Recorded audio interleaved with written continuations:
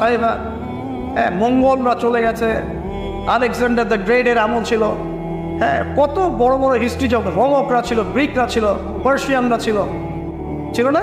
সভ্যতা পড়েছেন তো এগুলো, হিস্ট্রিগুলো। চাইনিজদের সভ্যতা ছিল, রাশিয়ান কন্টিনেন্ট ছিল, কত বড় বড় সভ্যতা পৃথিবী থেকে চলে গেছে। এগুলো তো আমরা জানি। আর যেগুলো কোরআন বলেছে, নূহের জাতি, আদ, সামুদ, মাদিয়ান, কওমে-লূত, কত জাতি পৃথিবী থেকে চলে গেছে। আমরা তো শেষের দিকে আছি। মানে আমাদের আর কি আমাদের মাঝখানে ডিস্টেন্স হচ্ছে আসর থেকে মাগরিব পর্যন্ত সময়। এই উম্মত এবং কি আমাদের মাঝখানে ডিস্টেন্স হচ্ছে আসরের নামাজ থেকে মাগরিব পর্যন্ত সময়। নবীজি বলছেন এরকম, এই আঙ্গুল থেকে এই আঙ্গুল যেমন দূরত্ব, আমার আর কি আমাদের মাঝখানে এতটুকু দূরত্ব। তো হিস্ট্রি তো শেষ, আমরা শেষের দিকে আছি। শেষের দিকে আসবে দাজ্জাল, ইয়াজুজ মাজুজ, ঈসা ইবনে মারইয়াম, ইমামুল মাহদি, আস্তে আস্তে ইসলামী খেলাফা স্টল হবে, মানুষ আবার খারাপ হবে, ওদের সামনে কিয়ামত হবে। That's all. পশ্চিম দিক থেকে সূর্য উঠবে, এগুলো বাকি আছে। আর ভূমিকম্প কিছু, ভূমিকম্পের বছর, বড় বড় কিছু প্রাকৃতিক বিপর্যয় বাকি আছে। এখন হিস্ট্রি ঘেটে দেখেন, এরা তো চলে গেছে হিস্ট্রি থেকে। এই ব্যক্তিত্বরা কেউই সফল হবে না যদি কাল কিয়ামতের মাঠে জাহান্নাম থেকে বাঁচতে না পারে। বলেন এই বিশ্বের সবচেয়ে বড় নেতার নাম কি? আপনার কি মত বলেন দেখ? বাইডেন।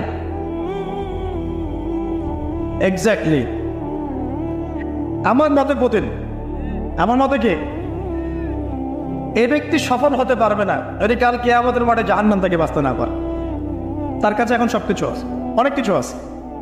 এই ব্যক্তি সফল হতে পারবে না যদি কাল কিয়ামতের মাঠে জাহান্নাম থেকে বাঁচতে না পারে। যদি সে কাল কিয়ামতের মাঠে জাহান্নাম থেকে বাঁচতে পারে, জান্নাতে যেতে পারে, সে সফলের চাপ। আমি একটা এক্সাম্পল দিচ্ছি। রাসূল সাল্লাল্লাহু আলাইহি ওয়াসাল্লাম বলেছেন, সবচেয়ে সুখী মানুষটাকে, পৃথিবীর সবচেয়ে সুখী মানুষটাকে কাল কিয়ামতের মাঠে আল্লাহ পাক এক মুহূর্ত সময়ের জন্য জাহান্নামে ঢুকায়। কতটুকু সময়? এক মুহূর্ত। আল্লাহ পাক জানেন কতটুকু। এরপর তাকে বের করে বলবেন, দুনিয়াতে সুখে ছিলা? সে বলবে, আল্লাহ সুখ কি জিনিস আমি জানি না, সুখ কাকে বলে আমি জানি না, সুখ কি আমি সেটা জানি না। আল্লাহ সুখ কাকে বলে আমি সেটা জানি না।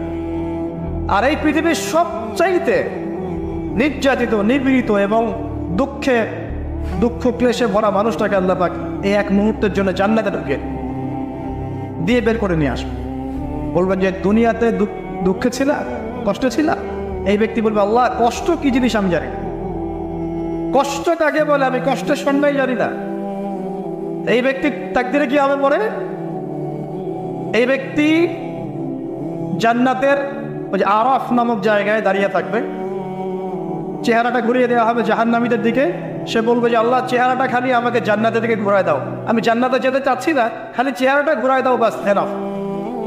আল্লাহ বলবেন আর কিছু চাবো না তো? না, আর কিছু চাবো না। ঠিক আছে, চেহারা ঘুরাই দেবে।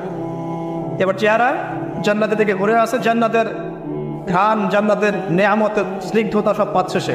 এবার বলছে আল্লাহ শুধু দরজার কাছে নিয়ে যেয়ে রেখে দাও, ঢুকতে চাবো না। আল্লাহ বলবেন যে এইবার কথা দিয়ে কথা রাখবা? ঠিক আছে। জান্নাতের দরজার সামনে গিয়ে রেখে দাও। ও বেচারা দরজা ধরে দাঁড়ায় আছে, চিন্তা করবে, ও ভাববে, ওই সময় সে ভাববে, হাদিসে এত স্পেসিফিকলি আসছে, সে ভাববে যে আর কিভাবে আল্লাহকে বলবো, আল্লাহ তো এতদূর পর্যন্ত নিয়ে আসলেন। এরপর বলবে যে জাস্ট একটু উকি দিব, আল্লাহ খালি একটু উকি দিতে, ঢোকানোর দরকার নেই, খালি উকি দিব। আল্লাহ পাক বলবেন, দেখো আদম সন্তান, তোমরা কিন্তু কথা খুব আদম সন্তান তোমরা কথা দিয়ে কথা রাখতে পারো না। ওই যে আদম আলাইহিস সালামকে বলা হয়েছিল না, ওয়ালা তাকরাবা হাযিহি শাজারা, তোমরা গাছের কাছে যেও না, তাও তারা গাছের কাছে চলে গেলেন। তোমরা কথা দিয়ে কথা রাখো না। এবার উকি দিয়ে সে বলবে, আল্লাহ এতদূর যখন নিয়ে আসছো, আল্লাহ আমাকে আর এখান থেকে দূরে ঠেলে দিও না, আমাকে ঢুকাই দাও আল্লাহ জান্নাতে। আল্লাহ পাক তাকে জান্নাতে ঢুকাই দিবেন এবং এই দুনিয়ার চাইতে 10 গুণ বেরো জান্নাত তাকে দেবেন ইনশাআল্লাহ। তাহলে আমরা বুঝতে পারলাম যে দুনিয়ার পাঁচটা নেতা কি আর আসল প্রকৃত সাফল্য কাকে বলে। আরেকটা কথা বলে, এক ব্যক্তিকে জাহান্নামের শাস্তি দেওয়া হবে বছরের পর বছর, অনেক বছর, কত বছর আল্লাহ ভালো জানেন। কারণ জাহান্নামের উপর থেকে ছেড়ে দেওয়ার পরে জাহান্নামের তলায় গিয়ে পৌঁছাতেই মানে কত হাজার হাজার বছর পার হয়ে যাবে মানুষ জানে না। এত গভীর জাহান্নাম, এত গভীর। আমরা তো এখন নাসাকে ইলাহ বানিয়ে নিয়েছি, নাসা যা বলে তাই বিশ্বাস করে। ও বলে মঙ্গলে পানি আছে, আমরা বলি হ্যাঁ পানি আছে। ও বলে চাঁদে এই আছে, আমরা বলি হ্যাঁ সেই আছে। নাসা যদি এখন বলে জাহান্নাম নামে একটা জায়গা আছে, কালকে দেখবেন সব মানুষ বিশ্বাস করছে জাহান্নাম নামে একটা জায়গা আছে। এটা হলো যে সায়েন্সকে আমরা এখন উপাস্য বানাচ্ছি, এটা একটা শিরক, আধুনিক শিরক। আধুনিক আরো শিরক আছে, আল্লাহর হালালকে হারাম করা, আল্লাহর হারামকে হালাল করে রাখা। ওইদিকে আমি যাচ্ছি না। এখন পড়তে পড়তে পড়তে একটা জায়গায় তাকে দাঁড় করিয়ে দেওয়া হবে, আযাব দেওয়া হবে, আযাব দেওয়া হবে, আযাব দেওয়া হবে। এক পর্যায়ে সে চিৎকার করতে থাকবে, ইয়া মান্নান ইয়া হান্নান, ইয়া মান্নান ইয়া হান্নান। এভাবে চিৎকার করতে করতে, এগুলো আল্লাহ পাকের নাম। এগুলো কি আল্লাহ পাকের নাম। আল্লাহ পাক বলবেন, দেখো জাহান্নামের অতল গভীরে কোন আমার বান্দা আমাকে ডাকছে, কি হাজত তার, নিয়ে আসো। ওকে জিজ্ঞাসা করা হবে কি প্রয়োজন। সে শাস্তির অভিযোগ করবে, শাস্তির অভিযোগ করে তাকে বলবে যে আমার এই শাস্তি আমি সহ্য করতে পারছি না, আল্লাহ আমাকে এইটা দাও, সেইটা দাও আমাকে, আমি যেখানে থাকি সে থাকার জায়গাটা ভালো না, আমি যেখানে বসি বসার জায়গা ভালো না, এরকম অনেক কথা বলতে থাকবে। আল্লাহ পাক তখন তার গুনাহগুলোকে স্মরণ করাবেন, মানে তার এই অবস্থা কেন হলো এটা স্মরণ করাবেন। এবার সে ব্যক্তি পিছনে ফিরে তাকে আবার পাঠিয়ে দেওয়া হবে, যাও পিছনে ফিরে যাও। তো যেতে যেতে সে তাকাবে পিছনে ফিরে, বারবার তাকাবে আর বলবে, আল্লাহ তোমার রহমতে আমাকে একবার সেখান থেকে তুমি বের করে নিয়ে আসছো, আল্লাহ দ্বিতীয়বার আমাকে সেখানে পাঠাও। আমি তোমার রহমতের আশা রাখি যে তুমি আমাকে মাফ করে দিবা।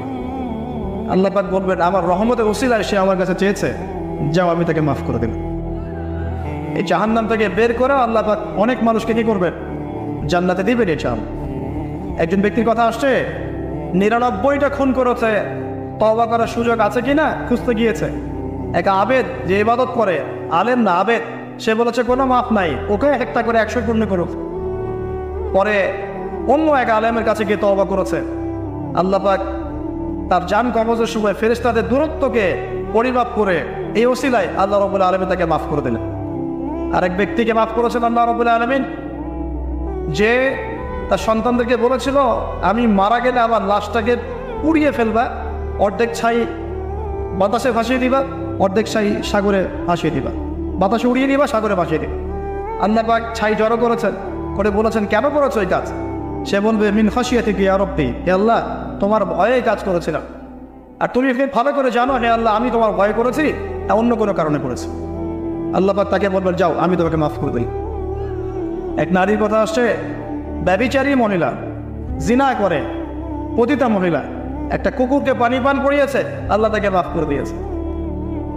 আর একজন নেকের কথা আসছে, যে তার বন্ধুকে এতটুকু বলেছিল, একজন ব্যক্তি তার বন্ধুকে এতটুকু বলেছিল যে আল্লাহ তোকে কোনোদিন মাফ করবে না, আল্লাহ তোকে কোনোদিন মাফ করবে না। এরকম কথা কিন্তু আমরা অনেকে বলে ফেলি।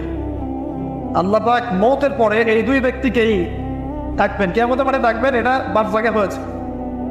বলবেন আমার রহমত নিয়ে কথা বলার এখতিয়ার তোমাকে কে দিয়েছে? আমি কাকে মাফ করবে তাকে করবে না, এই কথা বলার এখতিয়ার তোমাকে কে দিয়েছে? আজকে আমি তাকে মাফ করে দিলাম, তোমাকে জাহান্নামে দিয়ে দিলাম চাপ। অতএব আল্লাহ রাব্বুল আলামিনের এই বিশাল রহমত আমরা পাবো আশাবাদী ইনশাআল্লাহ। এই কারণে আমাদের প্রথম যে বিষয়টা ফোকাস করতে হবে, আল্লাহ রহমত পেতে হলে আমাদের অবশ্যই বস্তুবাদিতা ত্যাগ করতে হবে। আল্লাহ পাক দুনিয়া পছন্দ করে না, দুনিয়ার মোহে যারা ডুবে থাকে আল্লাহ এদেরকে পছন্দ করে।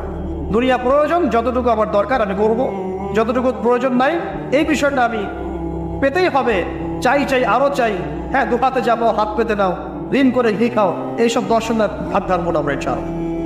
আমাদের দুনিয়া চলে গেলে যাক, বাকির খাতা পূর্ণ হোক ইনশাআল্লাহ তাআলা। আর এই দুনিয়াতে এসেছি আল্লাহর ইবাদত করার জন্য। শিখলাম, জানলাম, বুঝলাম ইবাদত মানে শুধুমাত্র নামাজ রোজা হজ যাকাত নয়, এগুলো অবশ্যই ইবাদত, কিন্তু এগুলোই ইবাদত নয়, বরং আমাদের জীবনের প্রতিটা কাজই ইবাদত।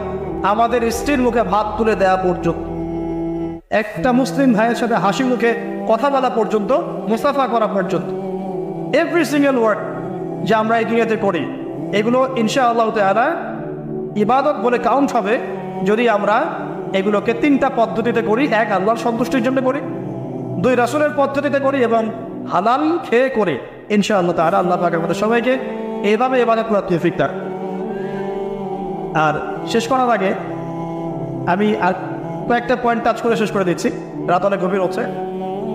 আসন্ন রমজান মাস আমাদের সামনে আছে, আমাদের সামনে বলতে এই তো 2 সপ্তাহ হয়তো বাকি নাই।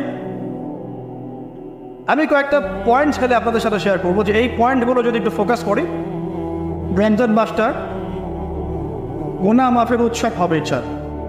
আমরা কলেজ লাইফে পড়তাম একটা